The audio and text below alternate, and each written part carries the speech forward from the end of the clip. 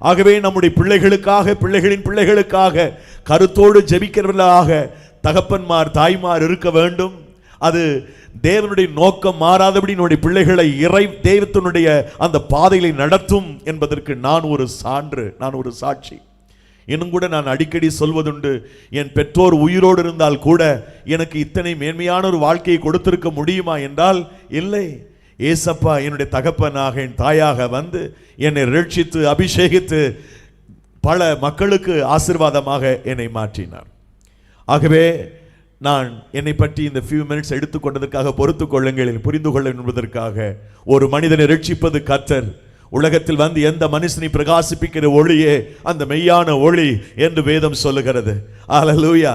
ஒன்றும் அறியாத ஒரு ஏதிலியாக, தமிழிலே சொன்னால், சுத்த தமிழிலே சொன்னால் அகதி என்ற வார்த்தைக்கு சுத்த தமிழ் வார்த்தை ஏதிலி. அகதி என்ற அந்த பதத்திற்கு மற்றொரு தமிழ் வார்த்தை ஏதிலி. எதுவும் மற்றவன்.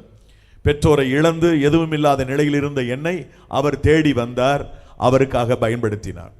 ஆகவே இந்த நாளிலே மீண்டும் ஒரு விசை நன்றி சொல்லுகிறேன் ஆண்டவருக்கு நிறுத்தினதற்காக. அன்பிற்குரியவர்களே, நான் தனிப்பட்ட விதத்தில் இந்த கிருபாசனம் திருச்சபையினுடைய தலைவர்கள், போதக பிதாக்கள், அவர்கள் ஒவ்வொருத்தர் மேலும் எனக்கு நன்மதிப்பு உண்டு.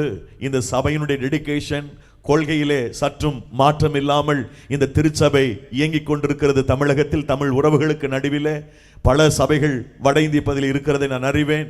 இந்த கொள்கை, தேவன் வகுத்து கொடுத்த உபதேசங்களிலே சமரசம் செய்து கொள்ளாமல் இந்த திருச்சபை காலங்களை கடந்து இன்றும் இயங்கிக் கொண்டிருக்கின்ற சொன்னால் இது கிருபாசனத்திற்கு கற்றுக் கொடுத்திருக்கிற மிகப்பெரிய கிருபை. அல்லேலூயா. சோ நிச்சயமாக இன்னும் இந்த திருச்சபை மக்கள் தேவனுடைய கிருபையிலே